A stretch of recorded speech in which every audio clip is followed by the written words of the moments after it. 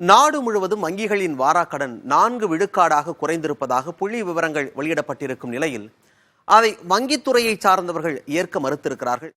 நாடாளுமன்ற கூட்டுக்குழு கூட்டத்தில் உரையாற்றிய குடியரசுத் தலைவர் திரௌபதி முர்மு, உலகிலேயே வலிமையான வங்கி கட்டமைப்புகளை கொண்ட நாடாக இந்தியா விளங்குவதாக தெரிவித்தார். மேலும் நாடு முழுவதும் உள்ள வங்கிகளில் வாராக்கடன் 4 விழுக்காடாக குறைந்துள்ளதாகவும் குறிப்பிட்டார்.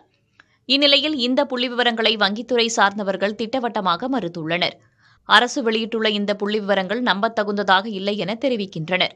கடந்த 9 ஆண்டுகளில் 44 கோடி பேருக்கு 23 லட்சம் கோடி ரூபாய் முத்ரா கடனாக வழங்கப்பட்டிருப்பதாகவும், அதில் பெரும்பாலான கடன்கள் திரும்ப பெறப்படவில்லை என்றும் கூறப்படுகிறது. அப்படியிருக்க அதை வாராக்கடனில் சேர்க்காதது ஏன் என்றும் வங்கித்துறையை சேர்ந்தவர்கள் கேள்வி எழுப்பியுள்ளனர். அரசாங்கத்திலிருந்து வந்து கொண்டிருக்கக்கூடிய புள்ளி விவரங்கள் நம்பத்தகுந்ததாக இல்லை. இப்போது 4% தான் வராக்கடன் இருக்கிறது, இது குறைக்கப்பட்டிருக்கிறது என்று சொல்லும்போது அதனுடைய பின்னணியும் சேர்த்து அரசு சொல்ல வேண்டும். கடந்த 9 ஆண்டுகளில் 14.5 லட்சம் கோடி ரூபாய் தள்ளுபடி செய்யப்பட்டிருக்கிறது. அப்போது உண்மையில் வராக்கடன் எப்படி குறையணும்? வசூல் மூலமாக குறையணும். அதுக்கு பதிலாக தள்ளுபடி செய்துட்டு நாங்கள் இப்போது வராக்கடன் குறைஞ்சிருக்குது அப்படின்னு சொல்கிறது கரெக்டானது இல்லை.